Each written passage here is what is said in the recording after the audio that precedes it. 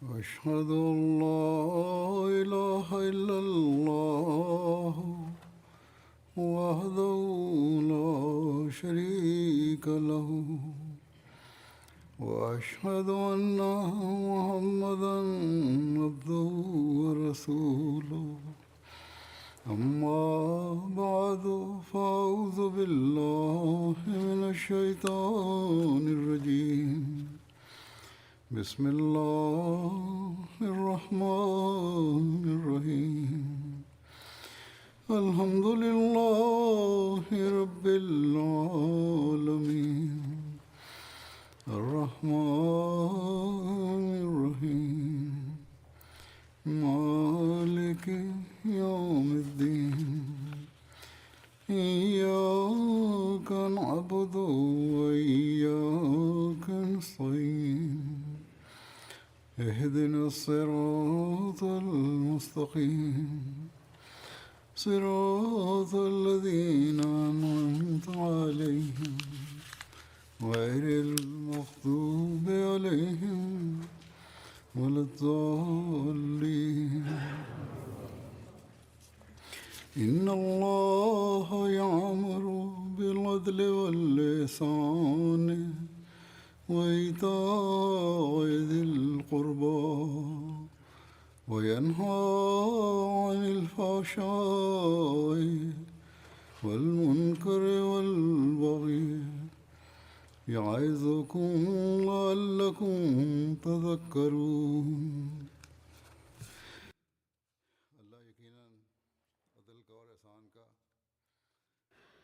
अल्लाह यकीनन अदल जो ऐं अहसान जो ऐं ग़ैर रिश्तेदारनि खे बि क़राबत वारे शख़्स वांगुरु सम्झणु ऐं ओड़ी तरह मदद ॾियण जो हुकुम ॾिए थो ऐं हर क़िस्म जी बेहयाई ऐं नापसंदीदा ॻाल्हियुनि ऐं बग़ावत खां रोके थो। हू तव्हांखे नसीहत करे थो त जीअं तव्हां सम्झी वञो। हीअ आयत हर जुमे जे ख़ुतबा सानिया ऐं ईदैन जे ख़ुतबा सानिया में बि पढ़ी वेंदी आहे। इन में किन नेकिन जो ज़िक्र कयो वियो आहे जिन खे करण जो अल्लाह ताला हुकुम फ़रमाए थो ऐं बुराइनि जो ज़िक्र आहे जिन खां रोकण जो अल्लाह ताला इरशाद फ़रमायो आहे।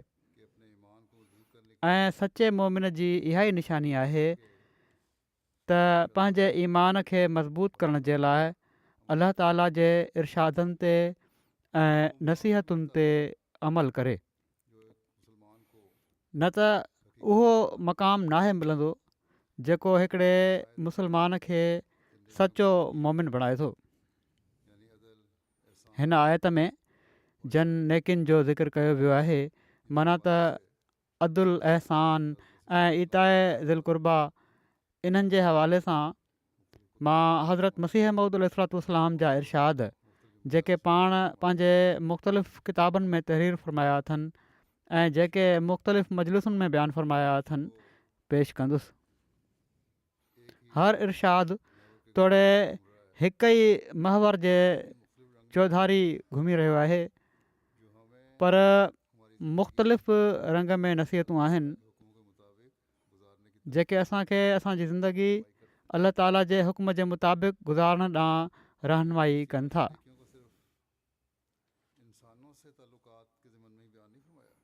पाण इन्हनि ख़ुसूसियतुनि ऐं नेकिन जो सिर्फ़ु इंसाननि सां तालुकात जे ज़िम्न में बयानु नाहे फ़रमायो ऐं पर इन ॻाल्हि खे बि बयानु फ़रमायो अथनि त ख़ुदा ताला सां कहिड़ी तरह अदल अहसान ऐं इताए ज़िल क़ुर्बा जो तालुक़ु रखिणो आहे। पाण इन जो तफ़सीर अहिड़े आरफ़ाणे रंग में बयानु फ़रमायो अथनि जंहिंसां हक़ीक़ी रंग में ख़ुदा ताला सां तालुक़ जो इरफ़ान मिले थो, जेको हिकिड़े मोमिन खे ईमान ऐं यकीन जी नई मंज़िलुनि ताईं वठी वञे थो। बहरहाल हिन वक़्तु मां कुझु हवाला तव्हांजे साम्हूं पेश कंदुसि। इन्हनि ते इंसानु ग़ौर करे ऐं पंहिंजी ज़िंदगियुनि जो हिसो बनाइण जी कोशिशि करे त हिकिड़ो अहिड़ो लाया अमल असांखे मिले थो जेको हक़ीक़त में असांखे ख़ुदा ताला सां बि जोड़े थो ऐं हिक ॿिए जा हक़ अदा करण ॾांहुं बि तवजो ॾियाराए थो। ऐं अहिड़ी तरह हिकिड़े हसीन मुआशिरे खे बि क़ाइमु करे थो जेको हुक़ूक़ुल्लाह ऐं हुक़ूक़ुल इबाद अदा करण वारो मुआशिरो आहे। ऐं इहा ई शइ आहे जेका मुआशिरे जे अमन जी बि ज़मानत आहे ऐं दुनिया जे अमन जी बि ज़मानत आहे। पर अफ़सोस आहे त दुनिया जी अक्सरियत हिक ॿिए जा हक़ खाइण ते सौंस धोती वेठी आहे, तयारु वेठी आहे, तोड़े उहा मुस्लमान दुनिया आहे या ग़ैर मुस्लिम दुनिया आहे। मुस्लमान अलाह ताला जो नालो त वठंदा आहिनि पर अलाह ताला जे नाले ते ज़ुल्म ऐं ज़्यादती में वधियल बि आहिनि। अहिड़े में हज़रत मसीह मऊद अलैहिस्सलाम खे मञण वारनि जो फ़र्ज़ु आहे, हीअ ज़िमेवारी आहे त अलाह ताला जे हुकमनि खे साम्हूं रखंदे पंहिंजी बि इस्लाह कनि ऐं दुनिया जी इस्लाह जी बि कोशिशि कनि। हज़रत अक़दस मसीह मऊद अलैहिस्सलाम फ़रमाइनि था, ख़ुदा जो तव्हांखे हीउ हुकुम आहे त तव्हां उन सां ऐं उन जी ख़लक़त सां अदल जो मामिलो कयो, माना त हक़ुल्लाह ऐं हक़ुल इबाद बजा आणियो। ऐं जेकॾहिं इन खां वधीक थी सघे त न सिर्फ़ु अदुल ऐं पर अहसान कयो, माना त फ़र्ज़नि खां वधीक अहिड़े इख़लास सां ख़ुदा जी बानप कयो जो ॼण त तव्हां उनखे ॾिसो था। पहिरियां त हुक़ूक़ुल इबाद जे बारे में ॿुधायाऊं ऐं पोइ फ़रमायाऊं त ख़ुदा जी बानप बि अहिड़े अंदाज़ सां कयो जो ॼण त तव्हां उनखे ॾिसो था ऐं हक़नि खां वधीक माण्हुनि सां मुरवत जो वर्ताउ कयो। ऐं जेकॾहिं इन खां वधीक थी सघे त अहिड़ा बेमतलब ऐं बेग़रज़ ज़ाती ख़्वाहिशुनि खां बाला थी करे, बेमक़सद थी करे, कंहिं मक़सद खां बग़ैर ख़ुदा जी इबादत कयो, ख़ुदा जी इबादत ऐं ख़ल्क़ुल्लाह जी ख़िदमत बजा आणियो, माना त अलाह ताला जी इबादत बि बेमक़सद थी कयो, कंहिं मक़सद जे लाइ न, अलाह जे साम्हूं वञिणो। अलाह जी मख़लूक जी ख़िदमत आहे उहा बि बेमक़सद थी कयो, जीअं को मिटी जे जोश सां कंदो आहे। वरी हिन आयत जे मुताबिक़ अलाह ताला जो हक़ अदा करण ॾांहुं तवजो ॾियाराईंदे वधीक खोले पाण ॿुधायाऊं, ॿारनि जा हक़ कहिड़ी तरह अदा करणा आहिनि उहो बि ॿुधायाऊं। फ़रमाइनि था त पहिरें तौर ते हिन आयत जी हीअ माना आहे त तव्हां पंहिंजे ख़ालिक सां उन जी इताअत में अदल जो तरीक़ो मरी रखो, ज़ालिम न बणिजो, हमेशह उन जो ख़्यालु रखो, हमेशह अदल जो तरीक़ो बजा आणियो अलाह ताला जी इताअत में। सो जहिड़ो की दर हक़ीक़त सवाइ उन जे को बि पूॼा जे लाइक़ु नाहे, को बि मोहबत जे लाइक़ु नाहे, को बि तवकुल जे लाइक़ु नाहे, छो त ख़ालिकियत ऐं क़यूमियत ऐं रबूबियत ख़ासा सबबु हर हिकु हक़ु उन ई जो आहे। अदुल छा आहे? अलाह ताला सां इताअत जो तालुक़ु रखिणो आहे ऐं इताअत जो तालुक़ु इन लाइ रखिणो आहे जो हू ख़ालिक़ु आहे असांजो, हू क़ाइमु आहे ऐं क़ाइमु रखण वारो आहे। रुबूबियत उन जे हथ में आहे, हू रब आहे, हू पालण वारो आहे, असांजी हर हिकु ज़रूरत खे पूरो करण वारो आहे। इन ई लाइ हीउ हक़ु उन ई जो आहे त उन ते तवकुल कयो वञे, उन सां मुहबत कई वञे। अहिड़ी तरह तव्हां बि उन सां गॾु कंहिंखे उन जी पूॼा में, उन जी मुहबत में, उन जी रुबूबियत में शरीक न कयो।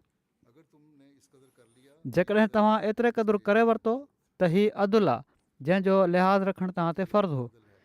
हीउ अदुल आहे अलाह ताला जे मामले में, इन खे करणु ज़रूरी आहे।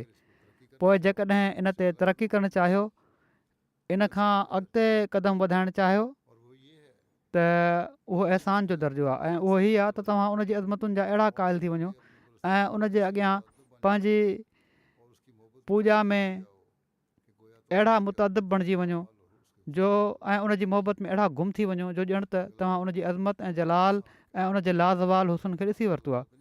अॻिलो क़दम अहसान जो आहे। अहसान त अलाह ताला त नथा करे सघो, पर हिते इन जो मतिलबु हीअ आहे त उन जी पूॼा में, उन जी इज़त ऐं एतिराम में, उन जी मोहबत में एॾा गुम थी वञो जो ॼण त तव्हां उन जी अज़मत खे बि ॾिसी वरितो आहे, उन जे जलाल खे बि ॾिसी वरितो आहे, उन जी सिफ़तुनि जो तव्हां मुतालियो करे वरितो आहे, उन जे लाज़वाल हुस्न खे ॾिसी वरितो आहे। वरी फ़रमाइनि था त इन खां पोइ इताए दिल क़ुर्बा जो दर्जो आहे, ऐं उहो ई आहे त तव्हांजी पूॼा ऐं तव्हांजी मोहबत ऐं तव्हांजी फर्माबरदारी मां बिल्कुलु तकल्लुफ़ ऐं तसन्नो ख़तमु थी वञे। पहिरियां त थी सघे थो अहसान जे रंग में जेको तव्हां करे रहिया हुजो, कोशिशि करे रहिया हुजो त तकल्लुफ़ हुजे, थोरी बनावट करणी पए, कोशिशि करणी पए, पर हीउ अहिड़ो मक़ाम पोइ हासिलु करे वठो जो बिल्कुलु तकल्लुफ़ ऐं बनावट ख़तमु थी वञे ऐं दिली जोश ऐं जज़्बे सां तव्हां अलाह ताला जी इबादत करण वारा हुजो ऐं उन जी अज़मत ऐं जलाल खे सुञाणण वारा बणिजी वञो। ऐं तव्हां उनखे अहिड़े जिगरी तालुक़ सां यादि कयो जो जीअं मिसाल तौरु तव्हां पंहिंजे पीरनि खे यादि कयो था ऐं तव्हांजी मोहबत उन सां अहिड़ी थी वञे जीअं मिसाल तौरु ॿारु पंहिंजी प्यारी माउ सां मोहबत रखंदो आहे। वरी फ़रमाइनि था ऐं ॿिए तौर ते जेका हमदर्दी जेका हुक़ुक़ुल इबाद जे बारे में आहे, इंसान ज़ात जे बारे में आहे, हिन आयत जी हीअ माना आहे त पंहिंजे भाइरनि ऐं इंसान ज़ात सां अदुल कयो ऐं पंहिंजे हक़नि खां वधीक उन्हनि खां को मुतालबो न कयो ऐं इंसाफ़ ते क़ाइमु रहो। अदुल क़ाइमु कयो जेसिताईं तव्हांजो हक़ आहे, उहो बेशक उन्हनि खां घुरो, पर इंसाफ़ ते क़ाइमु रहंदे, ग़लति क़िस्म जा मुतालबा न हुजनि। ऐं जेकॾहिं इन दर्जे खां तरक़ी करणु चाहियो त इन खां अॻिते अहसान जो दर्जो आहे, ऐं उहो ई आहे त तूं पंहिंजे भाउ जी बुराई जे मुक़ाबिल नेकी करें। जेकॾहिं को ख़राबु थो करे तोसां त उन सां नेकी कर, ई अहसान आहे ऐं उन जे आज़ार जे बदिले में उनखे राहत पहुचाए। जेकॾहिं हू तोखे तकलीफ़ पहुचाए थो त तूं उनखे राहत पहुचाए, उनखे ख़ुशी पहुचाइण जी कोशिशि कर ऐं मुरवत ऐं अहसान तौरु दस्तगीरी कर। पोइ बाद इन जे इताए दिल क़ुर्बा जो दर्जो आहे ऐं उहो ई आहे त तूं जेतिरे क़दुरु पंहिंजे भाउ सां नेकी करीं या जेतिरे क़दुरु इंसान ज़ात जी ख़ैर खाई बजा आणी, इन मां को ऐं कंहिं क़िस्म जो अहसान मंज़ूरु न हुजे, इन मां को ऐं कंहिं क़िस्म जो अहसान मंज़ूरु न हुजे, को बि अहसान न हुजे इन जो मतिलबु। ऐं पर तबी तौर ते बिना कंहिं ख़्वाहिश रखण जे, कंहिं मक़सद जे, उहो तोखां सादिर थिए। अहिड़ा कम कयो जेके तबी तौर ते थी रहिया आहिनि। जीअं क़राबत जी शिदत जे जोश विचां हिकिड़ो ख़ेश ॿिए ख़ेश सां नेकी कंदो आहे, हिकिड़ो रिश्तेदार ॿिए रिश्तेदार सां, हिकिड़ो वेझो ॿिए वेझे सां नेकी कंदो आहे, को मक़सदु न ऐं पर दिली जोश हुजे। सो ही अख़लाक़ी तरक़ी जो आख़िरी कमाल आहे त मख़लूक जी हमदर्दी में को नफ़सानी मतिलबु या मुद्दा या मक़सदु विच में न हुजे, ऐं पर अख़ुवत ऐं क़राबत इंसानी जो जोश इन आला दर्जे ते वाधबीज हासिलु करे वञे जो पाण मुरादो बिना कंहिं तकल्लुफ़ जे ऐं बिना कंहिं ख़्वाहिश रखण जे, कंहिं क़िस्म जी शुक्रगुज़ारी जी ख़्वाहिश रखण जे या दुआ या ऐं कंहिं क़िस्म जी अजुर जे, उहा नेकी फ़क़ति फितरती जोश मां सादिर थिए। हीअ हुजे त शुक्रगुज़ारी तुंहिंजी करे या तुंहिंजे लाइ को दुआ करे, कंहिं ॿी नेकी कंहिंजी ख़्वाहिश हुजे तोखे कंहिं ॿिए खां, कंहिं क़िस्म जी ख़्वाहिश न हुअणु घुरिजे ऐं पर ख़ालिस्तन उन जी हीअ कुर्बत जे तालुक़ जे करे हीअ कमु हुजे। सो हीअ उहो सलूक आहे जेको सभिनी खां पहिरियां त असांखे पाण में हिक ॿिए सां करणु घुरिजे ऐं इनखे वसी कंदे पोइ ॿियनि ताईं पहुचाइणु घुरिजे। वरी हुक़ुक़ुल्लाह जे हवाले सां वधीक फ़रमाइनि था त हक़ अल्लाह जे पहलू जी रूह खां हिन आयत जी हीअ माना आहे त इंसाफ़ जी पाबंदी सां ख़ुदा ताला जी इताअत कर, छो त जंहिं तोखे पैदा कयो आहे ऐं तुंहिंजी परवरिश कई आहे ऐं हर वक़्तु करे पियो थो, उनजो हक़ु आहे त तूं बि उनजी इताअत करीं। अलाह तोखे पैदा कयो आहे, परवरिश कई आहे, परवरिश करे पियो थो, सामान मुहैया करे पियो थो दुनिया जा, उनजो हक़ु बणिजे थो त उनजी इताअत कर। ऐं जेकॾहिं इन खां वधीक तोखे बसीरत हुजे त न सिर्फ़ु हक़ जे ख़्याल सां पर अहसान जी पाबंदी सां उनजी इताअत कर। पहिरियों त अदुल आहे त ख़्यालु रखो त असांखे उन पैदा कयो आहे, असां जूं ज़रूरतूं पूरियूं करे पियो थो, असां इताअत करणी आहे। ऐं पर इन खां वधी करे अहसान जी पाबंदी सां उनजी इताअत कर, छो त हू मोहसिन आहे ऐं उन जा अहसान एतिरे क़दुरु आहिनि जो ॻणप में नथा अची सघनि। अलाह ताला जा अहसान ॻाइणु शुरू कयो, पोइ इन जी इताअत कयो, त हीअ आहे अहसान जो मक़ामु। ऐं ज़ाहिर आहे त अदुल जे दर्जे खां वधी करे उहो दर्जो आहे जंहिंमें इताअत महल अहसान बि मलूज़ रहे। ऐं छो त हर वक़्तु मुतालियो ऐं मुलाहिज़ो इंसान जो मौसम जी शिकिल ऐं शमाइल खे हमेशह नज़र जे साम्हूं वठी ईंदो आहे। तंहिं करे अहसान जी तारीफ़ में हीअ ॻाल्हि दाख़िल आहे त अहिड़े तौर ते इबादत करे जो ॼण त ख़ुदा ताला खे ॾिसे पियो थो। सो हीअ आहे त जॾहिं अहसान जो रंग हुजे त उहो अहसान जो रंग हीअ आहे त मौसम जेको आहे जंहिं अहसान कयो हुजे, अलाह ताला ते अहसान त नथो करे सघे। अलाह ताला जा अहसान आहिनि जिन खे यादि करणु इंसान खे अहसान करण वारो बणाए थो। ऐं अलाह ताला जे अहसाननि खे यादि करण जे लाइ पाण फरमायो अथनि त हीअ तरीक़ो हूंदो आहे त को जेको तो ते अहसान करे रहियो हुजे त उनजी शिकिल ऐं उन जूं ख़ुशूसियतूं तुंहिंजे साम्हूं अची वेंदियूं आहिनि। त जॾहिं उहे साम्हूं ईंदियूं आहिनि त तव्हांजो हिकिड़ो दिली तालुक़ु पोइ पैदा थी वेंदो आहे उन सां। ऐं पोइ अलाह ताला जे मामले में जॾहिं हीउ तालुक़ु पैदा थींदो त पोइ तव्हां ख़ालिस थी करे उनजी इबादत कंदो। ऐं उहा इबादत अहिड़ी आहे जहिड़ी जो ही तव्हांजी दिलि में ख़्यालु पैदा थिए, दिमाग़ में अचे इबादत कंदे त तव्हां ख़ुदा ताला खे ॾिसो पिया था। वरी फ़रमाइनि था त ख़ुदा ताला जी इताअत करण वारा दर हक़ीक़त टिनि क़िस्मनि जा माण्हू हूंदा आहिनि, टिनि क़िस्मनि में विरहायल आहिनि। पहिरियां उहे माण्हू जेके बसबब महजूबियत ऐं रोयत असबाब जे अलाह ताला जे अहसान जो चङी तरह मुलाहिज़ो न आहिनि कंदा, परदो पयल आहे उन्हनि ते या असबाब ते वधीक भरोसो आहे। इन लाइ अलाह ताला जे अहसाननि खे उनखे सही तरह न आहिनि सम्झी सघंदा, ॼाणे न आहिनि सघंदा ऐं न उहो जोश उन्हनि मंझि पैदा थींदो आहे। छो त ॼाणे न आहिनि सघंदा, इन लाइ जोश पैदा बि न आहे थींदो। जेको अहसान जी अज़मतुनि ते नज़र विझी पैदा थींदो आहे, न उहा मोहबत उन्हनि में हरकत कंदी आहे जेका मौसम जी अज़ीम इनायत जो तसवुरु करे जुंबिश में ईंदी आहे। सही तसवुरु ई अलाह ताला जो जॾहिं पैदा न थींदो, उनजी शिकिल ई साम्हूं न ईंदी, उनजे अहसाननि जो ख़्यालु ई पैदा न थींदो, उन जे बारे में इंसानु सोचींदो न हक़ीक़त में अलाह ताला जी रुबूबियत जे बारे में, त पोइ उहो जोश पैदा नथो थी सघे। फ़रमाइनि था जेके मौसम जूं अज़ीम इनायतुनि जो तसवुरु करे जुंबिश में ईंदियूं आहिनि, ओड़ी जेका दिलि जी कैफ़ियत आहे उहा पोइ पैदा न आहे थींदी। जेके हिकिड़े मौसम जूं जेके इनायतूं आहिनि उन्हनि जो तसवुरु करे दिलि में पैदा थींदियूं आहिनि।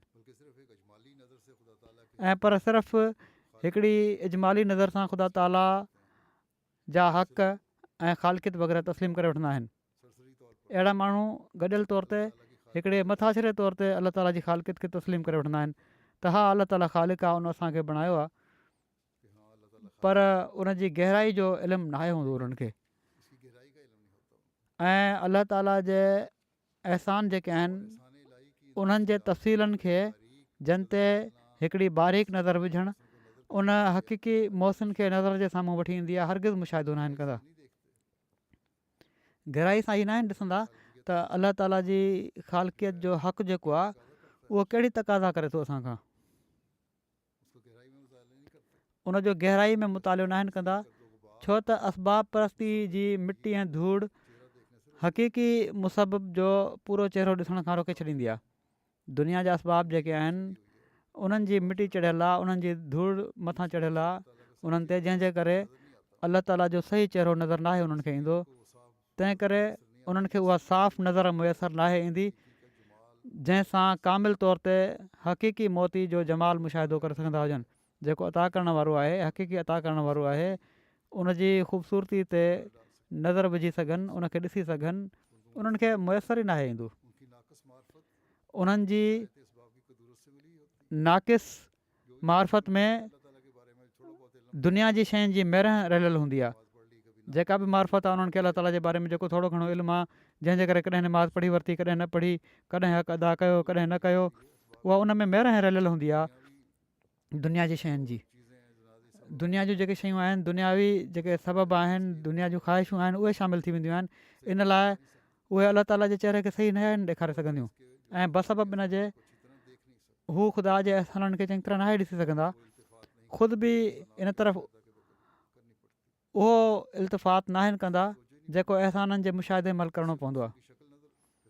उन तरफ़ तवजो ई न आहे पूरी तरह, जंहिंसां मौसम जी शिकिल नज़र जे साम्हूं अची वेंदी आहे ऐं पर उन्हनि जी मार्फत हिकिड़ी धुंधली हूंदी आहे, बिल्कुलु कोहीड़ो जीअं छांयल हूंदो आहे। सही तरह साफ़ तौर ते अलाह जो चहिरो नज़र ई न आहे ईंदो उन्हनि खे। सबबु हीअ आहे, हू कुझु त पंहिंजनि महिनतुनि ऐं पंहिंजे असबाब ते भरोसो रखंदा आहिनि ऐं कुझु तकल्लुफ़ तौरु हीअ बि मञींदा आहिनि त ख़ुदा ताला जो ख़ालकियत जो हक़ु ऐं रज़ाकियत जो असांजे मथां वाजिबु आहे। साफ़ तौर ते उन्हनि खे पतो ई नाहे हूंदो। कुझु भरोसो उन्हनि जो हीअ हूंदो आहे त हा असां हीअ कमु कयो आहे, असांजो हीअ इल्मु हुयो, इन जे करे असांजा हीअ कम थी विया, उन ते भरोसो हूंदो आहे। ऐं कुझु हीअ बि साण साण दीन में कुझु न कुझु असरु त आहे न, दीन जे माहौल में रहण सां, त जेको अलाह ताला जो ख़ालकियत जो हक़ु आहे, अलाह ताला पैदा कयो आहे, अलाह ताला असांखे रिज़्क़ ॾिनो आहे, असांजे लाइ सामान पैदा कया अथई पालना जा, उहो बि ज़हन में हूंदो आहे त रलियल मिलियल हालति हूंदी आहे। इन रलियल मिलियल हालति में हू हक़ीक़ी तौर ते ख़ुदा ताला जो चहिरो न ॾिसी सघंदा। ऐं छो त ख़ुदा ताला इंसान खे उनजे वुसत फ़हम खां वधीक तकलीफ़ नाहे ॾींदो। इन लाइ उन्हनि खां जेसि ताईं जो हू इन हालति में आहिनि इहो ई चाहींदो आहे त उनजे हक़नि जो शुक्र अदा कनि। ऐं आयत इन अलाह यामुर बिल अदल में अदुल मां मुराद इहा ई इताअत बरायत अदल आहे। अलाह ताला जी रहमानियत पोइ हिते कमु ईंदी आहे। जेके अहिड़ा माण्हू आहिनि जेके पूरी तरह न आहिनि बि चहिरो ॾिसी सघंदा अलाह ताला जो, उन्हनि सां बि अलाह ताला रहम जो वर्ताव कंदो आहे ऐं उन्हनि जी इन हालति खे बि क़बूलु करे वठंदो आहे। फरमाइनि था पर इन खां वधी करे हिकिड़ो ॿियो रुतबो इंसान लाइ आहे। हीअ त अदुल आहे, बुनियादी शइ आहे। हीअ हिकिड़ो घटि में घटि मयार आहे हिकिड़े मुस्लमान जो, पर इन खां वधी करे इंसान जी मार्फत जो आहे। ऐं उहो हीअ आहे त जहिड़ो की असां बयानु करे चुका आहियूं, इंसान जी नज़र रोयत असबाब खां बिल्कुलु पाक ऐं मुनज़्ज़ह थी ख़ुदा ताला जे फज़ुल ऐं अहसान जे हथ खे ॾिसी वठंदी आहे। सिर्फ़ु दुनिया जे असबाब ते भरोसो नाहे रहंदो ऐं पर अलाह ताला जे अहसान खे ॾिसी वठंदी आहे नज़र पोइ, जेको इंसानु अॻिले क़दम ते वेंदो आहे। मुकमिल तौर ते अलाह ताला ते इन्हिसार हूंदो आहे, उनजो इरफ़ान हासिलु थींदो आहे ऐं इन मरतबे ते इंसानु असबाब जे हिजाबनि खां बिल्कुलु ॿाहिरि अची वेंदो आहे। दुनिया जी शयुनि ते भरोसो नाहे कंदो ऐं पर मुकमिल भरोसो अलाह ताला ते हूंदो आहे।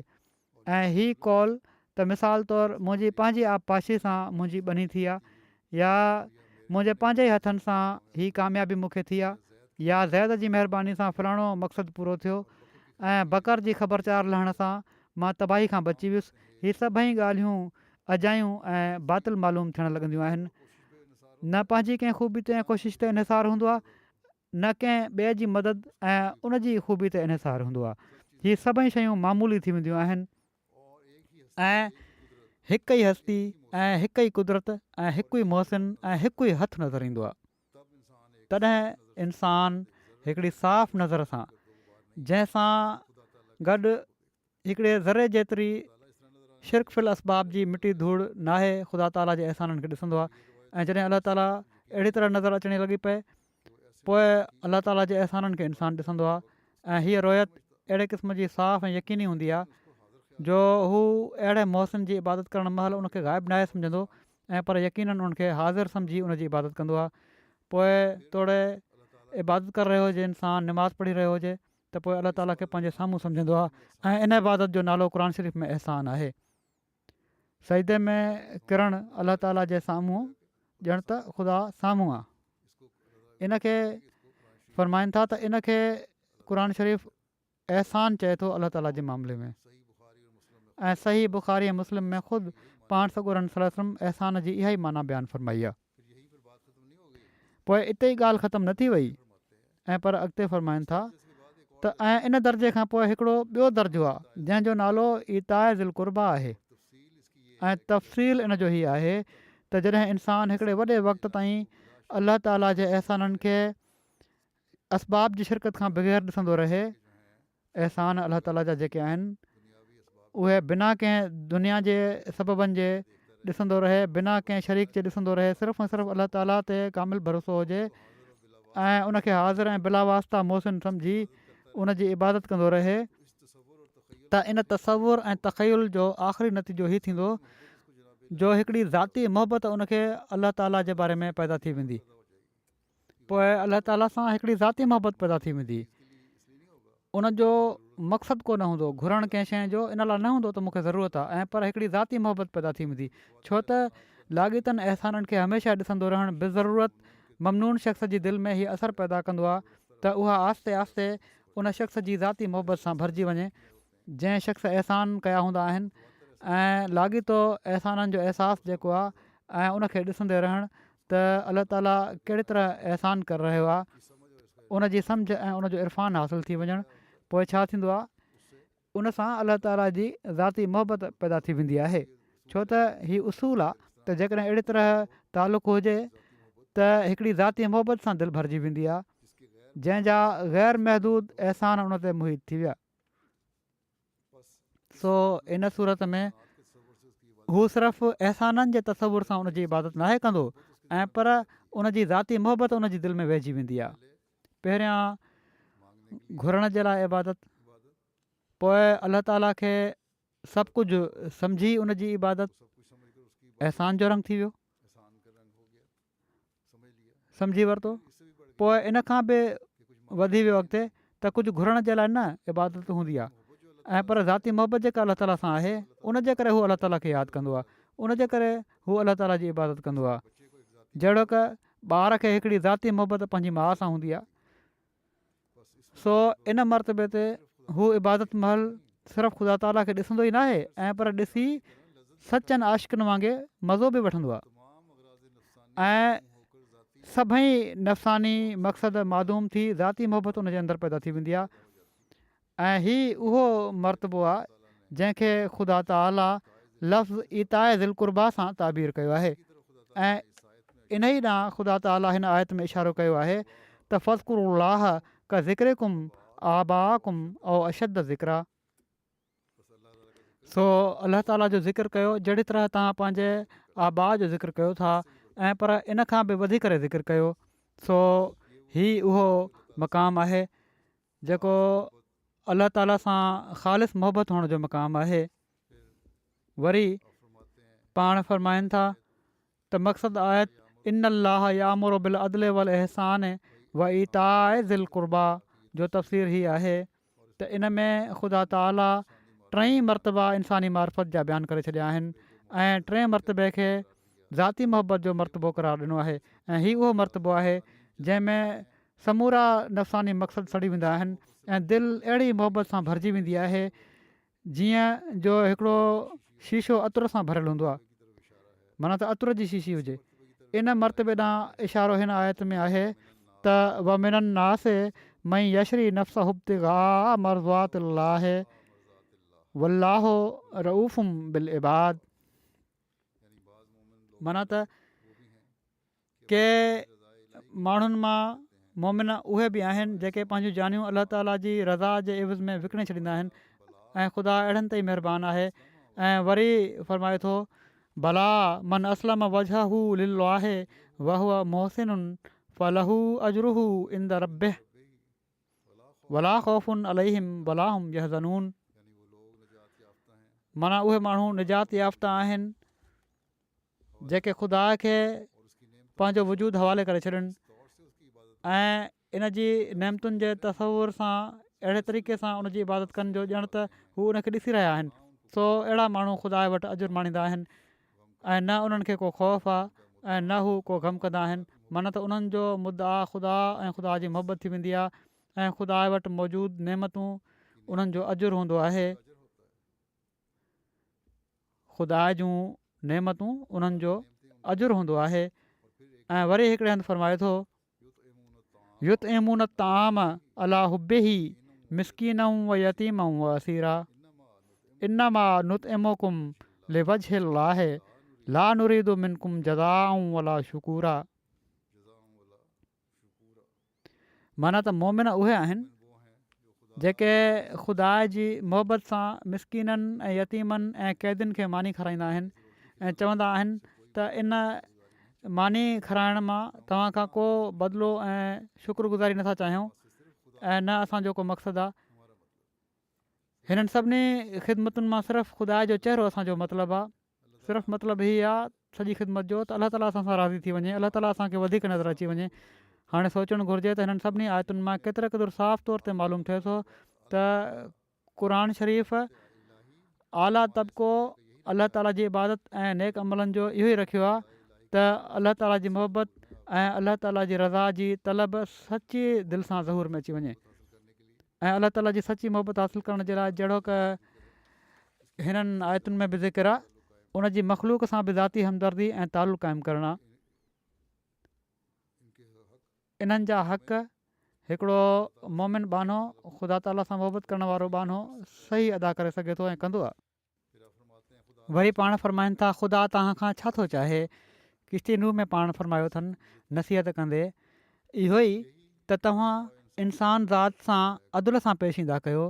पोइ इन खां वधीक हीअ आहे त उन्हनि सां बि नेकी कयो जिन तव्हां सां का नेकी नाहे कई। पोइ इन खां वधीक हीअ आहे त तव्हां ख़ुदा जी मख़लूक सां अहिड़ी हमदर्दी सां पेश अचो जो ॼण त तव्हां उन्हनि जा हक़ीक़ी रिश्तेदार हुजो जहिड़ो की माइरूं पंहिंजे ॿारनि सां पेश ईंदियूं आहिनि। छो त अहसान में हिकिड़ो ख़ुदि जो मादो बि ॻुझो हूंदो आहे, पाण पढ़ाइण जो मादो बि ॻुझो हूंदो आहे ऐं अहसान करण वारो कॾहिं पंहिंजे अहसान खे जिताए बि छॾींदो आहे पर उहो जेको माउ वांगुरु तबई जोश सां नेकी कंदो आहे उहो कॾहिं बि ख़ुदि नथो करे सघे। सो आख़िरी दर्जो नेकियुनि जो तबई जोश आहे जेको माउ वांगुरु हुजे। ऐं हीअ आयत न सिर्फ़ु मख़लूक जे बारे में आहे ऐं पर ख़ुदा जे बारे में बि आहे। ख़ुदा सां अदुल हीअ आहे त उन जी नेमतुनि खे यादि करे उन जी फ़र्मा बरदारी करणु ऐं ख़ुदा सां अहसान हीअ आहे त उन जी ज़ात ते अहिड़ो यकीन करे वठणु जो ॼण त उनखे ॾिसी रहियो आहे। ऐं ख़ुदा सां इताए ज़िल क़ुर्बा हीअ आहे त उन जी इबादत न ई बेश्त जे लालच सां हुजे ऐं न दोज़ख जे ख़ौफ़ विझां। ऐं पर जेकॾहिं फ़र्ज़ु कयो वञे त न बेश्त आहे न दोज़ख आहे तॾहिं बि मोहबत ऐं इताद जे जोश में फ़र्क़ु न अचे। हीअ ख़ुदा ताला सां ज़ाती मोहबत आहे। वॾो पहिरियां जेको तफ़सील बयानु थियो आहे उनजो ई ख़ुलासो आहे। किश्ती नूह में पाण असांखे हीअ बयानु फ़रमायो अथनि। पोइ हुक़ूक़ुल इबाद ॾांहुं तवजो ॾियाराईंदे पाण वधीक फ़रमाइनि था त अलाह ताला हुकुम ॾिए थो त तव्हां अदुल कयो ऐं अदुल खां वधीक हीअ आहे त बावजूद अदुल जी रिआयत जे अहसान कयो ऐं अहसान खां वधीक हीअ आहे त तव्हां अहिड़े तौर ते माण्हुनि सां मुरबत कयो जो जहिड़ो की ॼण त हू तव्हांजा प्यारा ऐं ज़विल क़ुर्बा आहिनि। हाणे सोचणु घुरिजे त रुतबा टे ई आहिनि। पहिरियों इंसानु अदुल कंदो आहे माना त हक़ जे मुक़ाबिल हक़ जी दरख़्वास्त कंदो आहे। पोइ इन खां वधे त अहसान जो मरतबो आहे। जेकॾहिं इन खां वधे त अहसान खे बि नज़रअंदाज़ करे छॾींदो आहे ऐं अहिड़ी मोहबत सां माण्हुनि जी हमदर्दी कंदो आहे जहिड़ी माउ पंहिंजे ॿार सां हमदर्दी कंदी आहे। माना त हिकिड़े तबई जोश सां अहसान जे इरादे सां न। हीअ हुक़ूक़ुल इबाद जो ख़ुलासो बणिजी वियो। पोइ हीअ त पहिरियां किन जॻहुनि ते पाण माण्हुनि खे ग़ैर मज़हब वारनि खे ॿुधायऊं त इस्लाम जूं ख़ूबियूं छा आहिनि। पोइ जमायत खे जेका नसीहत कयाऊं उहा बि मुख़्तलिफ़ मौक़नि ते कयाऊं। हिकिड़े मौक़े ते नसीहत कंदे पाण फरमायाऊं त ख़ुदा जी मख़लूक सां ईअं पेश अचो जो ॼण त तव्हां उन्हनि जा हक़ीक़ी रिश्तेदार हुजो। हीउ दर्जो सभिनी खां वधीक करे आहे, छो त अहसान में हिकिड़ो मादो ख़ुदनुमाई जो हूंदो आहे।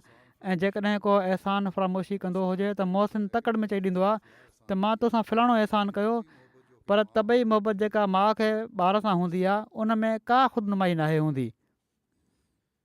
अहसान जेकॾहिं कयो आहे कंहिं ते, कॾहिं कॾहिं जिताए बि छॾींदा आहियो, पर माउ कॾहिं बि नाहे जितायो।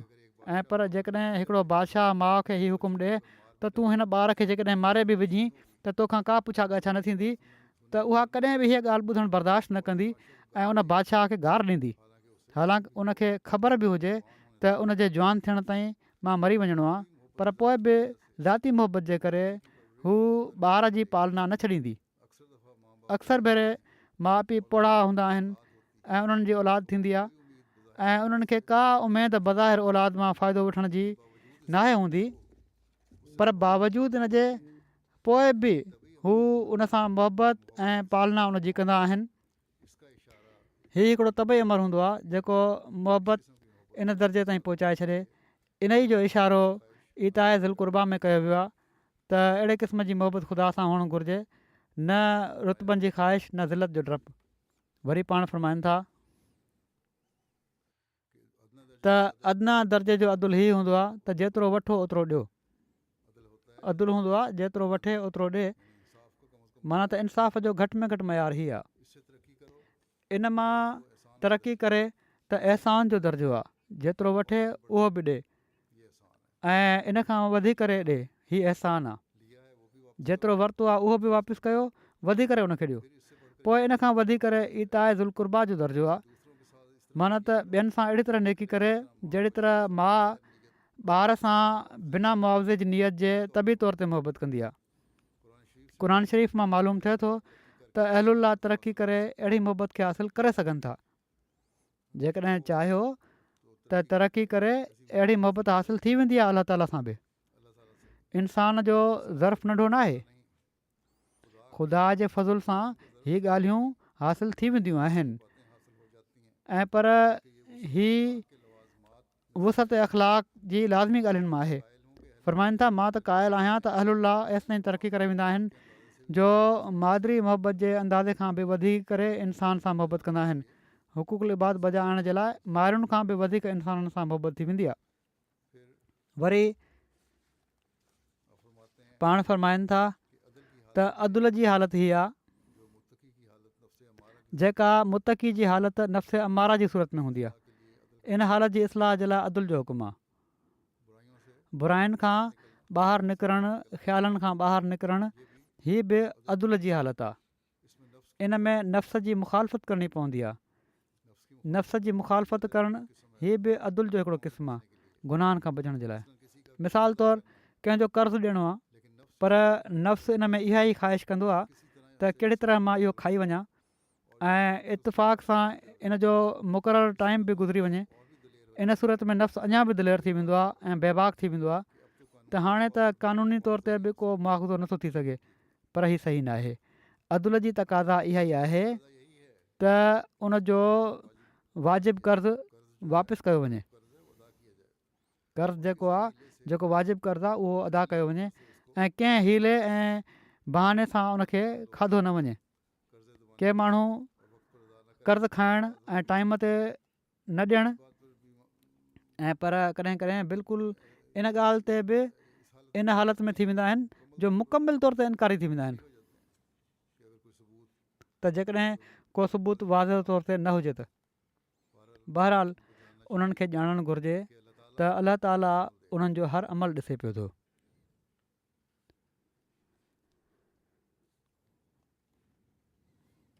ऐं ॿियो ज़िमननि हीअ बि चई छॾियां त ॾेती लेती जा जहिड़ा इन लाइ शुरू थी वेंदा आहिनि जो के माण्हू ग़ैर ज़रूरी एतबार ऐं एतमाद ॿियनि ते कंदा आहिनि। जॾहिं त अलाह ताला जो हुकुम आहे त ॾेती लेती जो मामिलो जॾहिं बि थिए त उन वक़्तु लिखी वठंदा कयो, तहरीर में आणींदा कयो। हीअ न त हीउ मुंहिंजो वाज़े रिश्तेदार आहे या मुंहिंजो तमामु वेझो दोस्त आहे त मूं नाहे लिखियो। इन ई सां जहिड़ा पैदा थींदा आहिनि। इन ई सां पोइ नफ़्स अमारा जेको आहे उहो इंसान खे ग़लति कमनि में उभारण जी कोशिशि कंदो आहे। बहरहाल हिकिड़े मोमिन जो कमु हीअ आहे त इन्हनि खां बचे ऐं अदुल खां कमु वठे। फरमाइनि था मूंखे अफ़सोस सां चवणो पए थो त के माण्हू इन्हनि ॻाल्हियुनि जी परवाह न आहिनि कंदा ऐं असांजी जमायत में बि अहिड़ा माण्हू आहिनि जेके तमामु घटि तवजो कनि था पंहिंजा कर्ज़ लाहिण में। हीअ अदुल जे ख़िलाफ़ु आहे। पाण सॻोरा सलम त अहिड़नि माण्हुनि जी निमाज़ न पढ़ंदा हुआ। सो तव्हां मां हर हिकु इन ॻाल्हि खे ख़ूब यादि रखे त कर्ज़ लाहिण में सुस्ती न करणु घुरिजे ऐं कंहिं क़िस्म जी ख़यानत ऐं बेईमानी खां परे भॼणु घुरिजे, छो त हीअ अलाह ताला जे हुकुम जे ख़िलाफ़ु आहे जेको उन हिन आयत में ॾिनो आहे। वरी पाण फरमाइनि था इन खां पोइ अहसान जो दर्जो आहे। जेको शख़्स अदुल जो लिहाज़ रखे थो ऐं उनजी हदबंदी खे नथो टोड़े, अलाह ताला उनखे तौफ़ीक़ ऐं कुवत ॾेई छॾींदो आहे ऐं हू नेकी में अञा तरक़ी कंदो आहे। एसि ताईं जो अदुल ई नाहे कंदो ऐं पर थोरी नेकी जे बदिले तमामु वॾी नेकी कंदो आहे। पर अहसान जी हालति में बि हिकिड़ी कमज़ोरी अञा बाक़ी हूंदी आहे ऐं उहा हीअ आहे त कहिड़ी न कहिड़ी महिल इन नेकी खे जिताए बि छॾींदो आहे। मिसाल तौरु हिकिड़ो शख़्स 10 सालनि ताईं कंहिंखे मानी खाराईंदो आहे ऐं हू कॾहिं हिकिड़ी ॻाल्हि उनजी नाहे मञींदो त उनखे चई छॾींदो आहे त 10 सालनि ताईं असांजे टुकरनि ते पलियो आहीं ऐं अहिड़ी तरह सां इन नेकी खे बेअसर करे छॾींदो आहे। दरअसल अहसान करण वारे जे अंदरि बि हिकिड़े क़िस्म जो ॻुझो ॾेखाउ हूंदो आहे, ॻुझो ॾेखाउ हूंदो आहे जेको अहसान कंदो आहे। पर टियों मरतबो हर क़िस्म जी गंदगी ऐं पलीताई खां पाक आहे ऐं उहो इताए दिल कुर्बा जो दर्जो आहे। फरमाइनि था इताए दिल कुर्बा जो दर्जो तबई हालत जो दर्जो आहे, माना त जंहिं मक़ाम ते इंसान खां नेकियुनि जो सुदूर अहिड़े तौर ते थी वञे जीअं तबई तक़ाज़ा हूंदी आहे। इन जो मिसाल ईअं आहे जीअं माउ पंहिंजे ॿार खे खीरु ॾींदी आहे ऐं उनजी पालना कंदी आहे, कॾहिं उहा सोचींदी बि न आहे त वॾो थी कमाई कंदो ऐं उनजी ख़िदमत कंदो। एसि ताईं जो जेकॾहिं को बादशाह उनखे हीउ हुकुम ॾिए त जेकॾहिं तूं पंहिंजे ॿार खे खीरु न ॾींदी आहीं ऐं इन सां हू मरी वञे त तोखां को मुआवज़ो न थींदो। इन हुकुम ते बि उनखे खीरु ॾियणु हू नथी छॾे सघे ऐं पर अहिड़े बादशाह खे 2-3 गारियूं ॾेई छॾींदी, इन लाइ जो उहा पालना उनजी हिकिड़ी तबई तक़ाज़ा आहे, उहा कंहिं उमेद या ख़ौफ़ ते मबनी न आहे। अहिड़े तरीक़े सां जॾहिं इंसानु नेकी में तरक़ी कंदे कंदे इन मक़ाम ते पहुचंदो आहे जो उहे नेकियूं उनखां अहिड़े तौर ते सादर थींदियूं आहिनि ॼण त हिकिड़ी तबई तक़ाज़ा आहे त इहा ई उहा हालत आहे जेका मुतमइना चवराईंदी आहे। वरी फरमाइनि था माउ ख़ुदि पंहिंजी जान ते ॾुख बर्दाश्त कंदी आहे पर ॿार खे आराम पहुचाइण जी कोशिशि कंदी आहे, पाण आली जॻह ते लेटंदी आहे ऐं उनखे बिस्तरे जो सुको हिसो ॾींदी आहे। ॿारु बीमार थी वञे त रातिनि जो जाॻंदी आहे ऐं क़िस्म क़िस्म जूं तकलीफ़ूं बर्दाश्त कंदी आहे। हाणे ॿुधायो त माउ जेको कुझु पंहिंजे ॿार जे लाइ करे थी इन में तसन्नु ऐं बनावट जो को शक नज़र अचे थो? हीअ त ख़ालिस मोहबत जे करे आहे ऐं इहा ई मोहबत हक़ुल्ला ऐं हक़ुल इबाद अदा करण जे लाइ हिकिड़े मोमिन में हुअणु घुरिजे। फरमाइनि था सो अलाह ताला फरमाए थो त अहसान जे दर्जे खां बि अॻिते वधो ऐं इताए दिल कुर्बा जे मरतबे ताईं तरक़ी कयो ऐं ख़ल्क़ुल्लाह सां बग़ैर कंहिं अजुर या नफ़े ऐं ख़िदमत जे ख़्याल जे तबी ऐं फितरी जोश सां नेकी कयो। तव्हांजी ख़ल्क़ुल्लाह सां अहिड़ी नेकी हुजे जो इन में तसन्नु ऐं बनावट हरगिज़ न हुजे। हिकिड़े ॿिए मौक़े ते हीअं फरमाए थो, अलाह ताला हिकिड़े ॿिए मौक़े ते हीअं फरमायो आहे त ला नुरीदो मिनकुम जज़ा ऐं वला शुकूरा, माना त ख़ुदा रसीदा ऐं आला तरक़ियुनि ते पहुतल इंसान जो हीउ क़ाइदो आहे त उनजी नेकी ख़ालिसतन लिल्लाह हूंदी आहे ऐं उनजी दिलि में हीउ ख़्यालु बि नाहे हूंदो त उनजे लाइ दुआ कई वञे या उनजो थोरा मञा वञनि। नेकी सिर्फ़ु इन जोश जी तक़ाज़ा सां कंदो आहे जेका इंसान ज़ात जी हमदर्दी वास्ते उनजी दिलि में रखी वई आहे। अहिड़ी पाक तालीम न असां तौरात में ॾिठी आहे न इंजील में, पनो पनो करे असां पढ़ियो आहे, पर अहिड़ी पाक ऐं मुकमिल तालीम जो नालो निशान न आहे। वरी पाण फरमाइनि था अलाह ताला जो हीउ हुकुम आहे त नेकी जे मुक़ाबले ते नेकी कयो ऐं जेकॾहिं अदुल खां वधी करे अहसान जो मौक़ियो माल हुजे त उते अहसान कयो ऐं जेकॾहिं अहसान खां वधी करे वेझनि वांगुरु तबई जोश सां नेकी करण जो मौक़ियो हुजे त उते तबई हमदर्दी सां नेकी कयो। ऐं इन खां ख़ुदा ताला फरमाए थो त तव्हां एतदाल जी हदुनि खां अॻिते न लॻे वञो। एतदाल खे बहरहाल क़ाइमु रखिणो आहे या अहसान जे बारे में मुनकरानी हालत तव्हां खां सादिर थिए जंहिंखां अकुलु इनकार करे, माना हीअ त तव्हां बेमहल अहसान कयो या बरमहल अहसान करण खां की ॿायो। अक़ली तक़ाज़ा ऐं इंसाफ़ जी तक़ाज़ा बि साम्हूं रखणी आहे त अहसान बे मौक़े महिल न हुअणु घुरिजे ऐं अहसान जेकॾहिं जिथे ज़रूरत आहे अहसान करण जी उतां इनकार करणु अहसान करण जो हीअ बि न हुअणु घुरिजे। बहरहाल हीअ शइ ज़रूरु ॾिसणी आहे त अकुल जी तक़ाज़ा छा आहे ऐं फ़ाइदो कंहिं में आहे या ही त तव्हां मौक़े ते इताए दिलि क़ुर्बा जे ख़ुल्क़ में का कमी अख़्तियार कयो या हद खां वधीक रहम जी बारिश कयो। हिन आयत सॻोरी में ईसाल ख़ैर जे 3 दर्जनि जो बयानु आहे। सो जिथे ही नेकियूं करण जो हुकुम आहे उते अकुल ऐं एतदाल ऐं नेक मक़सद खे हासिलु करण जी बि नसीहत कई वई आहे ऐं हुकुम ही आहे त तव्हां जूं ही सभई नेकियूं इन लाइ हुअणु घुरिजनि जो फ़ाइदो पहुचाइनि, मुआशिरे में बिगाड़ न पैदा कनि। माउ बावजूदु ॿार सां तमामु घणो प्यारु करण जे कॾहिं बि उन जे मुतालबे ते उन जे हथ में टांडो नाहे रखंदी बाहि जो। सो असुलु मक़सदु भलाई ऐं ख़ैरु खाई आहे जंहिंजे लाइ ही 3 नेकियूं बजा आणियूं आहिनि।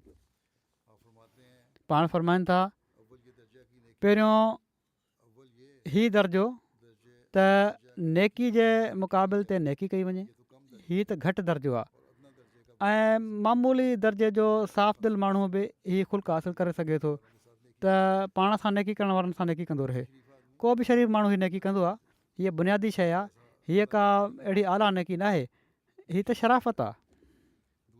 ॿियो दर्जो इन खां ॾुखियो आहे ऐं उहो ही त शुरू में पाण ई नेकी करणु ऐं बिना कंहिं हक़ जे अहसान तौरु उनखे फ़ाइदो पहुचाइणु ऐं हीअ ख़ुल्क़ औसत दर्जे जो आहे। नेकी करणु ऐं बिना कंहिं हक़ जे उनखे अहसान करणु उन ते उनखे फ़ाइदो पहुचाइणु हीअ ख़ुल्क़ बि औसत दर्जे जो आहे, विचें दर्जे जो आहे, विचोले दर्जे जो आहे।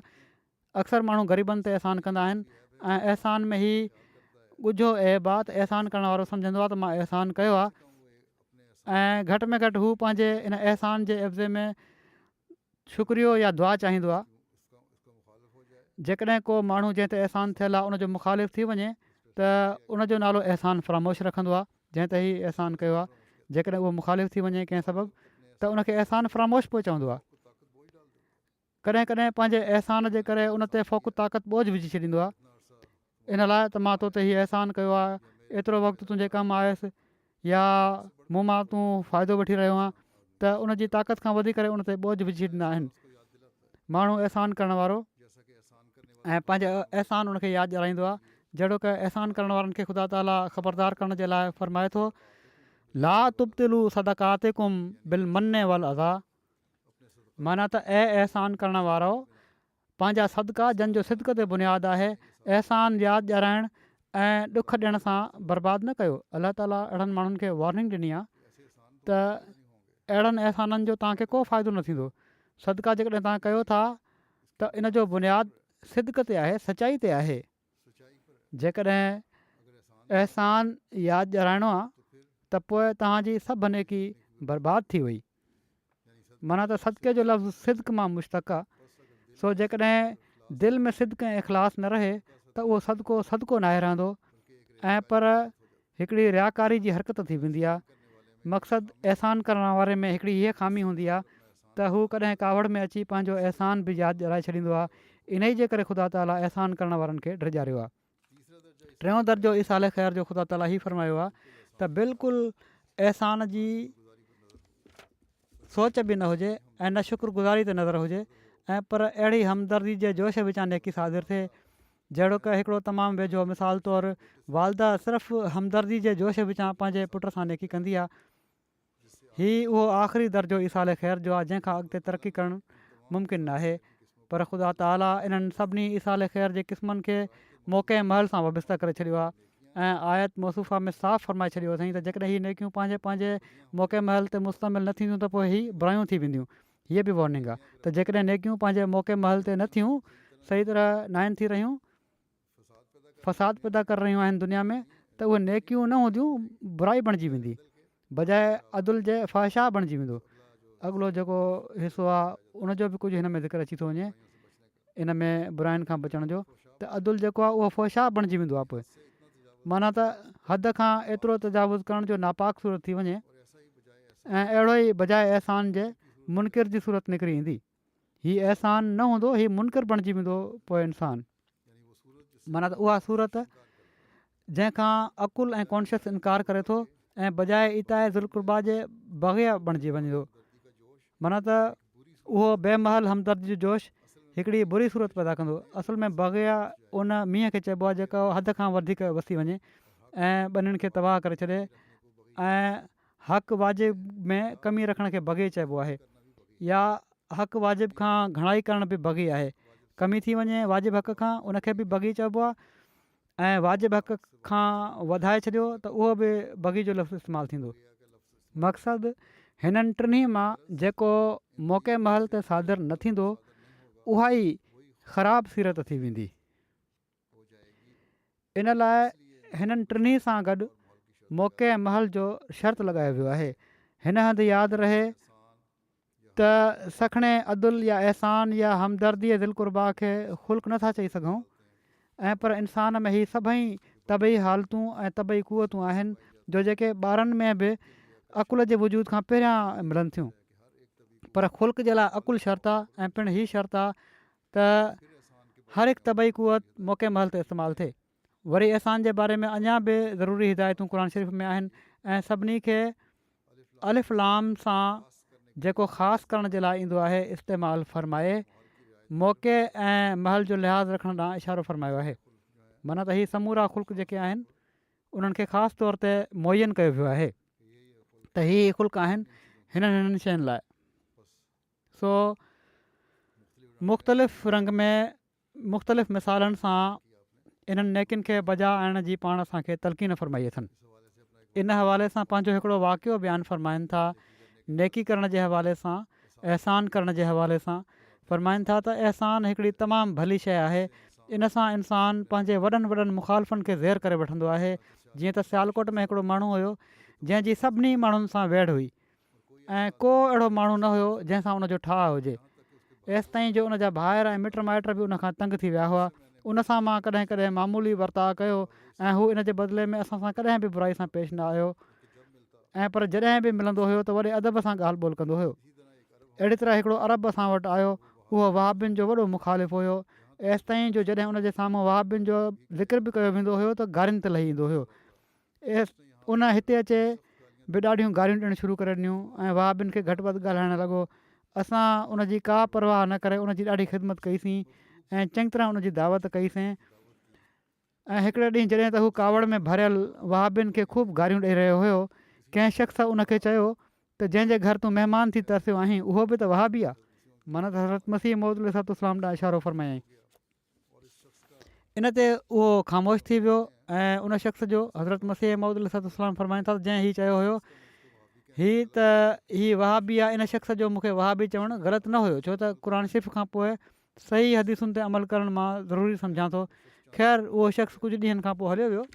इन खां पोइ हिकु दफ़ो लाहौर में मूंखे मिलियो वरी, जेतोणीकि हू वहाबियुनि जी शिकिल ॾिसण जो बि रवादार न हो, पर छो त उनजी ख़िदमत चङी तरह कई हुई तंहिं करे उनजो उहो सॼो जोश जज़्बो ख़तमु थी वियो, दॿिजी वियो, ऐं हू वॾी महिरबानी ऐं प्यार सां मूंसां मिलियो। जीअं त वॾे इसरार सां मूंखे साण वठी वियो ऐं हिकिड़ी नंढड़ी मस्जिद में जंहिंजो हू इमाम मुक़ररु थियो हुयो मूंखे वेहारियईं ऐं पाण नौकरनि वांगुरु वञिणो हलणु लॻो। ॾाढी ख़ुशामद करणु लॻो त का चांहि वग़ैरह पी वञो। सो ॾिसो अहसान केतिरे क़दुरु दिलनि खे मुसख़र करे वठंदो आहे। वरी पाण फ़रमाइनि था अख़लाक़ ॿिनि क़िस्मनि जा हूंदा आहिनि। हिकिड़ा त उहे आहिनि जेके अॼुकल्ह जा नओं तालीम याफ़्ता पेश कनि था त मुलाक़ात वग़ैरह में ज़बान सां ख़ुशामद ऐं मुनाफ़क़त सां पेश ईंदा आहिनि। चापलूसी करणु, हा साईं जी हुज़ूरी करे वरिती ऐं दिलनि में निफ़ाक़ ऐं किनो भरियलु हूंदो आहे। हीअ अख़लाक़ क़ुर शरीफ़ जे ख़िलाफ़ु आहिनि। ॿियो क़िस्म अख़लाक़ जो हीअ आहे त सची हमदर्दी करे, दिलि में मुनाफ़क़त न हुजे ऐं चापलूसी ऐं मुनाफ़क़त वग़ैरह खां कमु न वठे। जीअं ख़ुदा ताला फ़रमाए थो इन अल्लाह यामुरु बिल अदल वल अहसान व इताए ज़िल क़ुरबा, त हीअ कामिल तरीक़ा आहिनि ऐं हर हिकु कामिल तरीक़ा ऐं हिदायत ख़ुदा जे कलाम में मौजूदु आहे। जेके इन खां रूगर्दानी कनि था उहे ॿिए हंधि हिदायत नथा हासिलु करे सघनि। सुठी तालीम पंहिंजी असरअंदाज़ी जे लाइ दिलि जी पाकीदगी चाहे थी। जेके माण्हू इन खां परे आहिनि जेकॾहिं अमीक नज़र सां उन्हनि खे ॾिसंदो त उन्हनि में ज़रूरु गंद नज़र ईंदो। ज़िंदगी जो एतबार न आहे। निमाज़ ऐं सिदक सफ़ा में तरक़ी कयो। पाण नसीहत फ़रमायूं असांखे त निमाज़ ऐं सिदक सफ़ा में तरक़ी कयो, इबादतुनि में ऐं सचाई में ऐं पाकीदगी में तरक़ी कयो। वरी पाण फ़रमाइनि था, मां तव्हांखे बार बार इहा ई नसीहत कयां थो त तव्हां हरगिज़ पंहिंजी हमदर्दी जे दाइरे खे महदूद न कयो ऐं हमदर्दी जे लाइ इन तालीम जी पैरवी कयो जेका अलाह ताला ॾिनी आहे। माना त इन अलाह यामुरु बिल अदल वल इहसान व इताए ज़िल क़ुर्बा।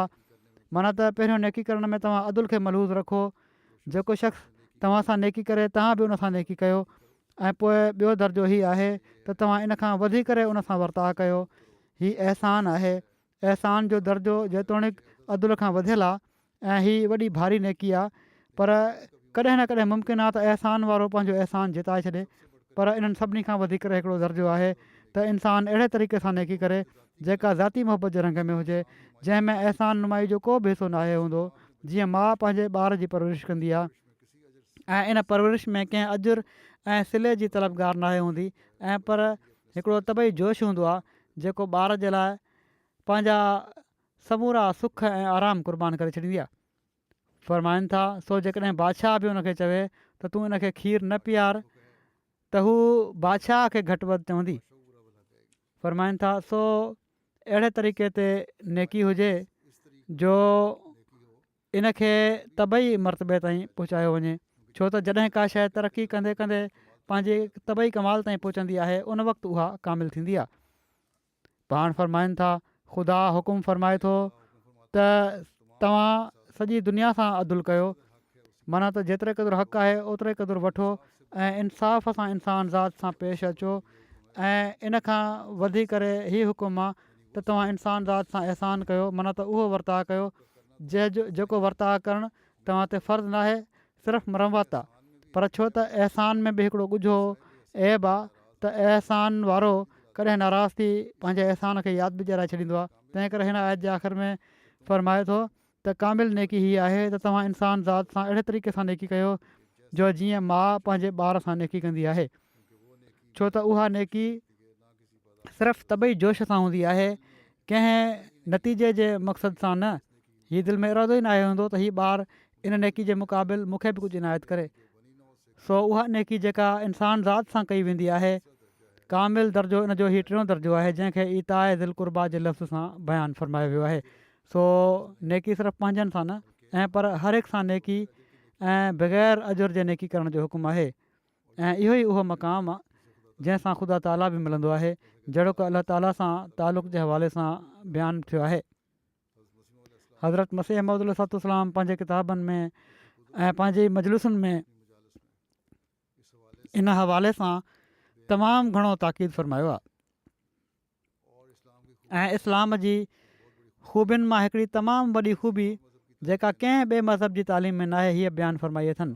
सो असांजो कमु आहे त अलाह ताला सां तालुक़ जा मयार हासिलु करण जे लाइ बि ऐं ॿारनि जा हक़ अदा करण जे लाइ बि इन जे मुताबिक़ अमल करण जी कोशिशि कयूं। अलाह ताला असांखे इन जे मुताबिक़ ज़िंदगियूं गुज़ारण जी तौफ़ीक़ अता फ़रमाए। पंहिंजी इबादत जा मयार बि आला रंग में हासिलु करण वारा थियूं, हुक़ुक़ुल इबाद अदा करण वारा थियूं, ख़ासि तौर ते पाण में प्यार ऐं मुहबत जे रिश्ते खे बि अहिड़ी तरह क़ाइमु करण वारा थियूं जो दुनिया जे लाइ हिकिड़ो मिसाल बणिजी वञूं। अलाह ताला असांखे इन्हनि ॻाल्हियुनि ते अमल करण जी तौफ़ीक़ ॾींदे बैत जो हक़ अदा करण जी बि तौफ़ीक़ अदा फ़रमाए। संदन बैत जे हक़ में बि ही शर्त आहे इंसान ज़ात सां हमदर्दी। हर जुमो असांखे अलाह ताला जे हिननि लफ़्ज़नि खे ॿुधी नेकियुनि में वधणु ऐं पंहिंजी इस्लाह करण ॾांहुं तवजो ॾियाराइण वारो थिए, न त असां में ऐं ॿियनि में को फ़र्क़ु न रहंदो। अलाह ताला असांजे ऐं ग़ैर में हिकिड़ो वाज़े फ़र्क़ु ॾेखारे, जहिड़ी तरह जो हज़रत मसीह मऊद अलैहिस्सलाम हिकिड़े हंधि वॾे दर्द सां हिन जो इज़हार फ़रमायो आहे। पाकिस्तान जे हालात जे लाइ बि दुआ कंदा रहो। असां त नेकियूं फैलाइण जे लाइ पंहिंजो कमु कंदे वञिणो आहे ऐं शैतानी फितरत माण्हुनि पंहिंजा ज़ुल्म जेको उन्हनि जो कमु आहे उहे ॾेखारींदे रहणु आहे। असांजो त हिननि शैताननि सां इन शैतानी जी हालति में मुक़ाबिलो न आहे। असांखे त इहो ई आहे त अलाह ताला जे हुकुम ते हलण वारा थियूं। हमेशह हीअ दुआ बि कयो त अलाह ताला असांजे ईमाननि खे सलामत रखे ऐं कॾहिं बि असांजा ईमान मुतज़लज़िल न थियनि। अलाह ताला सां असांजो उहो तालुक़ु पैदा थी वञे जेको इताए ज़िल क़ुर्बा जो तालुक़ु आहे। पोइ असीं अलाह ताला जे फज़लनि जा नज़ारा बि पहिरियां खां वधी करे ॾिसंदासीं इनशा अलाह ताला। ऐं जेको दुश्मन आहे अलाह ताला जी नज़र में ऐं नाक़ाबिल इस्लाह आहिनि अलाह ताला जी नज़र में, अलाह ताला उन्हनि खे ख़ुदि तबाह करे ऐं इनशा अलाह जॾहिं अहिड़ी सूरत हूंदी जॾहिं असांजो तालुक़ु अलाह ताला सां हूंदो त दुश्मन जी तबाही जा नज़ारा बि असीं ॾिसंदासीं।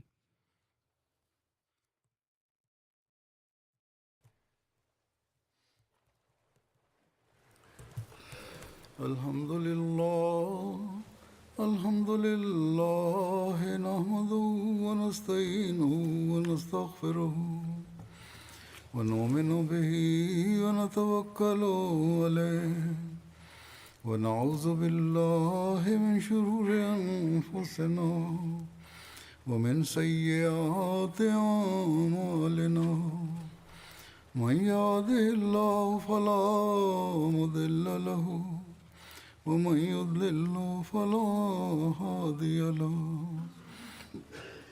ونشهد أن لا إله إلا الله ونشهد أن محمدا عبده ورسوله عباد الله رحمكم الله إن الله يأمر بالعدل والإحسان وإيتاء ذي القربى وينهى عن الفحشاء والمنكر والبغي يعظكم لعلكم تذكرون اذكروا الله يذكركم وادعوه يستجب لكم ولذكر الله أكبر.